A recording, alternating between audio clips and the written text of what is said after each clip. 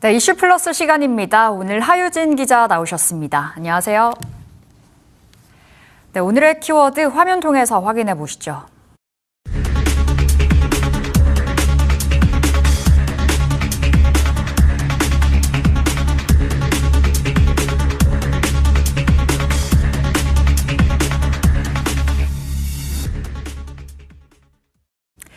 네, 오늘의 첫 번째 키워드는 삼성전자입니다. 삼성전자가 어제 올해 2분기 실적을 발표했는데요. 앞서 1분기에도 세계 1위를 새롭게 써냈었던 삼성전자가 이번에도 또 한 번의 신기록을 새롭게 써내려갔습니다. 구체적으로 이번에 나왔던 실적, 매출과 영업이익이 어느 정도로 집계가 됐습니까? 네, 삼성전자가 어제 연결 기준으로 올해 2분기 실적을 공시했습니다. 매출은 약 171조 원, 영업이익은 약 89조 원입니다. 매출과 영업이익 모두 역대 최대 실적인데요. 전년 동기와 비교하면 매출은 130%, 영업이익은 18배 넘게 늘었습니다. 영업이익 규모는 1분기에 이어 세계 1위를 유지했습니다.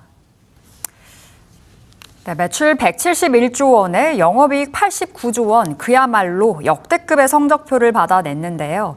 앞서 1분기에도 세계 1위라는 기록을 세웠습니다. 그런데 이번 2분기가 다시 한번 그 기록을 넘어선 건지도 궁금하고요. 직전 분기와 비교했을 때는 어느 정도의 실적 성장이 이루어진 겁니까? 네, 일단 전분기와 비교해도 매출은 28% 늘었고요. 영업이익은 56% 늘었습니다. 특히 영업이익은 한 분기 만에 30조 원 넘게 급증했는데요. 주당 순이익도 전분기보다 52% 증가했습니다. 삼성전자는 이를 글로벌 테크 기업 중 최고 수준이라고 설명했습니다.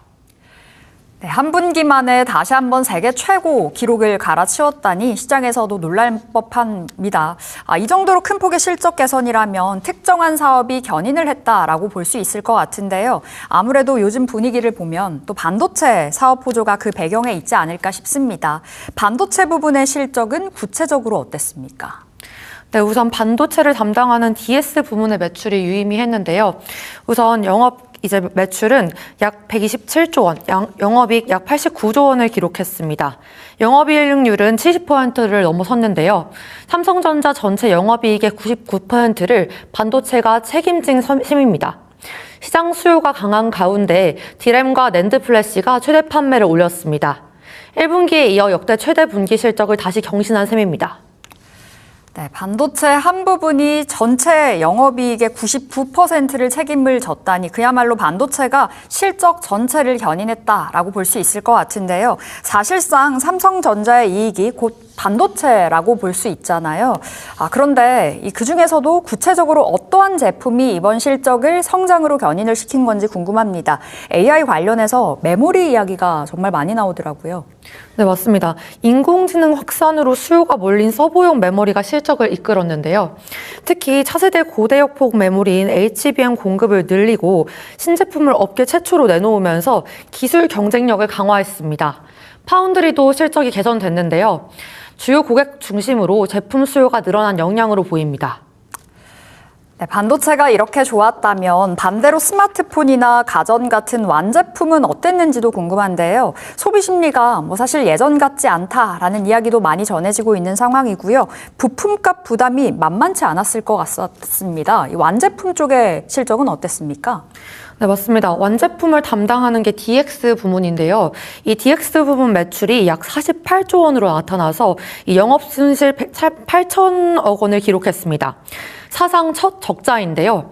프리미엄과 AI 제품 판매 확대로 매출은 전년보다 늘었습니다. 다만 부품 원가가 오르면서 수익성이 떨어진 영향이 컸습니다. 반도체값 상승이 오히려 완제품 사업에는 부담으로 작용한 셈입니다.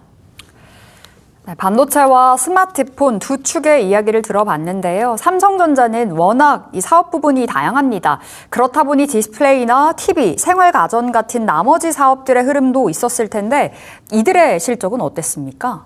네, 디스플레이 매출은 약 7조 원으로 나타났고요. 영업이익은 7천억 원을 기록했습니다. 하이엔드 모바일 수요와 게이밍 모니터 시장 확대로 전분기보다 실적이 개선된 상황입니다. TV 사업도 대형 스포츠 이벤트 수요에 선제 대응하면서 매출과 수익성이 함께 좋아졌습니다. 반면 생활 가전은 매출이 늘었지만 비용 부담으로 이익은 줄었습니다. 네, 이렇게 반도체가 실적을 끌어올리는 동안 완제품은 부품값에 발목이 잡혔습니다. 그런데 이번 실적에는 최근 강세를 보였었던 원달러 환율의 흐름도 영향을 크게 미쳤을 것 같은데요. 이번에 환율 효과는 어느 정도로 반영이 됐습니까? 네, 달러 강세다 보니까 부품 사업을 중심으로 약 3조 원 수준의 긍정적 효과가 있었습니다. 반도체 같은 부품 사업은 달러로 결제받는 비중이 큰데요. 그래서 환율이 오르면 그만큼 이익이 늘어나는 구조입니다. 여기에 자회사 하만도 전장과 오디오 판매 호조로 실적에 힘을 보탰습니다. 네, 환율까지 우호적으로 작용을 해주면서 실적을 한층 더 뒷받침을 해줬습니다. 안팎으로 여건이 맞아떨어졌던 이번 분기였던 것 같은데요. 이렇게 사상 최대 이익을 냈다 보니까 삼성전자가 앞으로 쓸 수 있는 이 투자 여력도 상당해 보입니다. 이 투자 쪽의 부분은 우리가 어떻게 살펴봐야 됩니까? 네, 말씀하신 대로 이번 실적으로 삼성전자는 대규모 투자 실탄을 손에 쥐게 됐습니다. 삼성전자는 앞서 미국 테일러 공장 증설을 예고한 바 있는데요. 실제 이번 분기 연구개발비도 역대 최대를 기록했습니다. 미래 기술 경쟁력 확보를 위한 투자를 이어간 셈입니다. 네, 사상 최대 실적에 두둑한 투자 여력까지 삼성전자로서는 그야말로 이 든든한 성적표를 받아들었다 이렇게 볼 수 있을 것 같은데요. 관건은 이번 흐름이 하반기에도 이어질 수 있겠느냐라는 쪽일 것 같습니다. 삼성전자는 향후의 실적을 어떻게 내다보고 있습니까? 네, 삼성전자는 앞으로도 하반기 실적이 좋을 거라고 예상하고 있습니다. 삼성전자도 하반기에도 반도체 수요 강세가 이어질 것으로 내다봤는데요. 전사 실적도 성장할 것으로 예상했습니다. 메모리는 차세대 고대역폭 메모리를 중심으로 판매를 확대할 계획입니다. 파운드리는 2나노 2세대 모바일용 양산을 시작하겠다고 밝혔습니다. 네, 삼성전자의 실적 이야기는 여기까지 짚어보겠고요. 삼성전자가 어제 실적 발표와 함께 미국 공장 증설 계획도 새로 발표를 했습니다. 미국 텍사스에 짓고 있는 이른바 테일러 팹 소식인데요. 그동안 진척이 더디다라는 평가를 받아갔었는데 이번에 새로 공개된 내용은 어떠한 이야기였습니까? 네, 일단은 어제 실적 발표와 동시에 실적 발표 컨퍼런스 콜을 진행했는데요. 여기서 미국 테일러 2공장 계획을 공개했습니다. 올해 말 착공하겠다는 목표인데요. 현재 첨단 공정 생산 능력 증설 속도가 수요를 따라가지 못하고 있다고 설명했습니다. 이에 이 공장을 2030년 양산을 목표로 올해 말 착수하도록 준비하고 있다고 밝혔습니다. 네, 수요가 확실히 생산을 앞지르고 있다 보니까 이 공장 착공을 서두를 수밖에 없다는 이야기로 풀이가 되는데요. 그만큼 주문이 밀려 있다라는 뜻이기도 하겠죠. 그렇다면 이 공장에 앞서서 먼저 짓고 있었던 테일러 팹 1공장이 있었는데 지금 어느 단계까지 올라와 있는 상황입니까? 네, 말씀하신 대로 테일러 1공장이 지금 준비 중인데요. 올해 가동 준비를 계획하고 진행 중입니다. 삼성전자는 1공장 가동 이후 2나노 생산 능력을 단계적으로 확대하겠다고 전했는데요. 여기에 더해 1.4나노 공정에 대해 고객 문의도 늘고 있다고 밝혔습니다. 이에 추가 공장 확보도 검토하고 있다고 덧붙였습니다. 네, 1.4나노까지 염두에 두고 추가 공장 확보를 검토하고 있다라고 한다니 이 미국 투자에 확실히 속도를 내고 있다라는 평가를 받고 있는 상황이죠. 다만 아직까지 착공을 하지 않은 단계이다 보니까 이 계획이 얼마나 구체적인 상황인지도 궁금합니다. 이 추가 팹 계획은 이미 확정이 된 걸로 봐야 됩니까? 아니면 여전히 검토 중인 단계입니까? 사실 아직 확정된 상태는 아닙니다. 삼성전자는 세부 계획을 고객 수주 상황에 따라 단계별로 구체화하겠다고 설명했는데요. 고객 주문이 얼마나 들어오느냐에 따라 투자 규모와 시점을 정하겠다는 겁니다. 성숙 공정 쪽은 고부가 가치 특화 수요에 영향을 집중하는 방향으로 전략을 짜고 있습니다.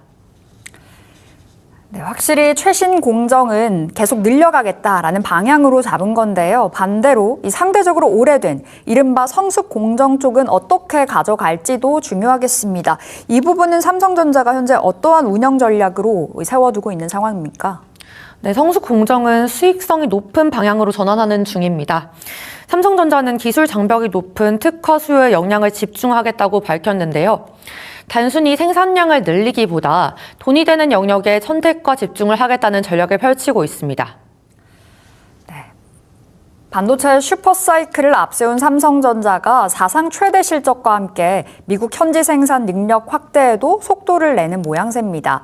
하반기에도 실적 성장이 계속해서 펼쳐질 수 있을지, 그리고 완제품 부문이 체질 개선에 성공을 하고 또 파운드리 수주 확대로 이어질 수 있을지 앞으로 삼성전자의 흐름 지켜보겠습니다.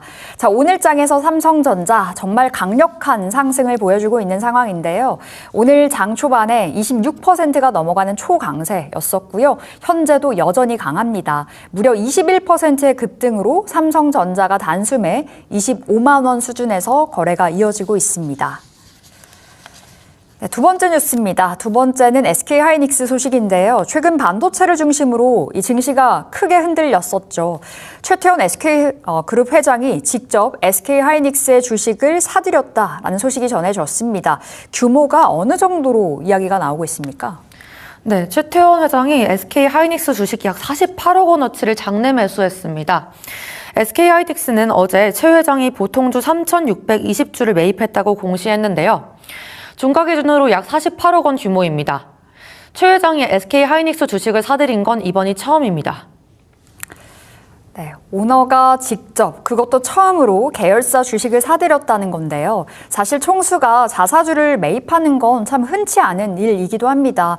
하필 이 시점에 이 매수를 나선 데에는 그만한 이유가 있었을 것 같은데 그 배경이 어디에 있었을까요?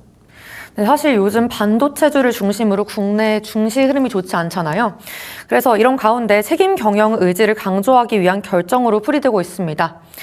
최 회장은 반도체 기업 가치에 대한 믿음이 크다고 알려져 있습니다. 또 최근 SK하이닉스 주가가 지나치게 저평가됐다는 판단도 이번 매수의 배경으로 꼽힙니다. 네, 주가가 지나치게 저평가됐다라는 판단과 또 책임 경영의 의지까지 두 가지의 메시지를 담은 셈이라고 볼 수 있겠는데요. 그런데 매수 규모를 보면 50억 원에 살짝 못 미치는 48억 원입니다. 딱 떨어지는 숫자가 아니라서 조금은 애매해 보이는데 이 48억 원의 의미가 있을까요? 네, 이유가 있습니다. 규모를 48억 원으로 정한 데는 그만의 이유가 따로 있는데요. 매수 규모가 50억 원 이상이면 최소 30일 전에 사전 계획을 공시해야 합니다. 이 절차를 거치면 시간이 꽤 걸립니다. 그래서 빠르게 책임 경영 의지를 보여주기 위해 50억 원을 넘지 않는 선에서 규모를 정한 것으로 풀이되고 있습니다. 네, 공시 절차를 피해서 신속하게 움직이기 위해서 매수 규모까지 조절을 했다라는 이야기로 풀이가 됩니다. 그만큼 서둘러서 메시지가 나올 필요도 있었다라는 쪽으로도 해석이 되는데요. 그렇다면 최근에 SK하이닉스의 주가 흐름이 어땠길래 현재 저평가다라는 이야기까지 나온 건가요? 사실 SK하이닉스 주가는 지난달 25일 약 299만 원으로 사상 최고가를 기록했습니다. 그러나 이후 급락했는데요. 불과 한 달여 만인 어제 종가는 약 132만 원까지 내려앉았습니다. 고점 대비 반토막 넘게 빠진 상황입니다. 이런 급락세 속에서 최 회장이 매수에 나선 상황입니다. 네, 한 달 남짓한 동안에 정말 절반 넘게 빠졌다 보니 투자자 입장에서는 상당히 불안할 수밖에 없었을 겁니다. 실제로 개인 투자자들 사이에서는 걱정하는 목소리가 정말 컸었는데요. 이번 급락 국면에서 최 회장은 SK하이닉스 주가를 두고 어떠한 입장을 밝히고 있습니까? 최태원 회장이 항상 강조하는 거는 샀다 팔았다 하지 말라라고 조언을 하는 건데요. 메모리는 계속 필요하기 때문에 시간을 두면 우상향한다고 언급을 했습니다. 계속 갖고 있는 게 좋은 방법이라고 말한 셈인데요. 단기 등락에 흔들리기보다 길게 보고 접근하라는 메시지를 던진 셈입니다. 네, 이렇게 최태원 오너가 직접 자사주 매입에 나서면서 책임 경영 의지를 강조했다는 점에서 시장에 던지는 메시지가 정말 적지 않아 보입니다. 다만 증시 불안이 이어지고 있는 터라 이번 매수가 실제 주가 흐름에 어떠한 영향을 주게 될지, 그리고 SK하이닉스가 반등의 실마리를 제대로 찾을 수 있을지는 좀 지켜보셔야 될 것 같습니다. 자, 오늘 삼성전자와 함께 SK하이닉스도 그야말로의 폭주를 보여주고 있는 상황인데요. SK하이닉스 무려 25%의 급등입니다. 오늘 장중에는 29%까지 상승폭을 확대하기도 했었는데요. 현재는 단숨에 166만 원 선까지 올라와 줬습니다. 네, 세 번째 뉴스입니다. 카카오인데요. 성과급과 또 보상 체계를 두고 오랜 기간 갈등을 빚어왔었던 카카오 노사가 임금 협상에 잠정 합의했다라는 소식이 전해졌습니다. 앞서 창사 이후 처음으로 파업까지 벌였던 터라 이번 합의가 더욱더 주목이 되고 있는데요. 지금 노사가 어떻게 접점을 찾았습니까? 네, 말씀하신 대로 카카오와 카카오 노조가 어제 임금 협상 잠정 합의안을 도출했습니다. 노조는 다음 주 조합원을 대상으로 설명회를 열 예정인데요. 합의안의 세부 내용을 공개하겠다는 겁니다. 이후 조합원 찬반 투표를 거쳐 수용 여부를 결정합니다. 과반이 찬성하면 임금 교섭이 최종 타결됩니다. 네, 잠정 합의안이 나오기는 했지만 아직 최종 타결까지는 절차가 더 남아있는 셈인데요. 그렇다면 가장 관심이 쏠리고 있는 부분이 임금 인상률 그리고 성과급 규모 같은 구체적인 합의 내용일 텐데 그 부분들도 이번에 내용이 공개가 된 겁니까? 사실 구체적인 합의 내용은 공개되지 않았습니다. 임금 인상률 같은 구체적인 내용은 최종 타결 전까지 공개되지 않을 예정인데요. 앞서 카카오 노사는 지난 5월 단체 협약 교섭이 결렬됐습니다. 이후 갈등이 장기화되고 있는 상황인데요. 노조는 지난달 창사 이후 처음으로 반일 파업을 벌였고 이어 전일 파업까지 진행하고 있는 상황입니다. 네, 최종 타결까지는 함구하겠다라는 거군요. 그런데 카카오 노조가 파업까지 그것도 2차례나 벌였다고 하는데요. 창사 이후에 처음 있는 일이라고 하니까 그만큼 노사 간의 입장차가 커져 있다라고도 해석이 되는데 이번 갈등의 핵심 쟁점이 어디에 있습니까? 핵심 요인은 성과 보상입니다. 노조는 1,000만 원 상당의 성과급 지급과 연봉 인상률 6.9%를 요구했는데요. 사측은 연봉 인상률 요구안은 수용했습니다. 다만 이를 향후 3년간 적용하는 방안을 제시했는데요. 성과급 요구안에 대해서는 경영 부담이 크다는 입장을 고수하고 있습니다. 네, 연봉은 올려주되 일회성 성과급을 크게 늘리는 건 받아들이기가 어렵다라는 게 사측의 입장입니다. 그런데 이 과정에서 노조가 벌인 파업이 조금은 독특한 방식이라고 들었는데요. IT 기업이다 보니까 좀 다른 파업들과는 달랐다고 들었는데 어떠한 방식이었습니까? 네, 맞습니다. IT 기업의 특성이 드러났는데요. 우선 이제 파업 방식을 반일 파업에 이어 이른바 로그아웃 데이라는 쟁의 행위도 벌였습니다.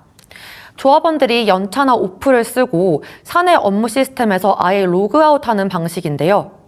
IT 기업 특성을 반영한 새로운 형태의 집단 행동으로 주목받았습니다. 그만큼 성과 보상을 둘러싼 노조의 불만이 컸다는 방증이기도 합니다. 네, 성과급을 두고 노사 간의 입장차가 상당히 컸습니다. 노조 요구를 그대로 받아들이기 힘든 사측의 부담 또한 있었을 텐데요. 그렇다면 사측은 노조 요구에 맞서서 어떠한 절충안을 현재 테이블에 올렸습니까? 네, 우선 사측은 노조가 요구한 연봉 인상률 6.9%는 수용했습니다. 다만 이를 향후 3년간 나눠 적용하는 방안을 제시했는데요. 성과급 요구안에 대해서는 경영 부담이 크다며 난색을 표했습니다. 연봉은 올려주되 일회성 성과급 확대는 어렵다는 게 사측 입장입니다. 이 간극을 어떻게 좁혔는지는 세부 내용이 공개돼야 확인이 가능한 상황입니다. 네, 로그아웃 데이, IT 기업다운 방식의 쟁의 행위가 다 등장한 듯합니다. 그런데 카카오는 본사 말고도 계열사가 원체 많은 기업으로 알려져 있는데요. 본사는 접점을 찾았다지만 계열사들은 또 다른 사정이 있을 텐데 다른 계열사들의 협상은 지금 어떻게 진행되고 있습니까? 네, 말씀하신 대로 계열사별로 상황이 다릅니다. 카카오 엔터프라이즈와 카카오페이는 사측과 합의 절차를 마무리했는데요. 반면 카카오뱅크와 DK테크인, 엑셀게임즈는 아직 교섭을 끝나지 못했습니다. 특히 카카오뱅크 노조는 성과보상 체계 개편을 요구하고 있는데요.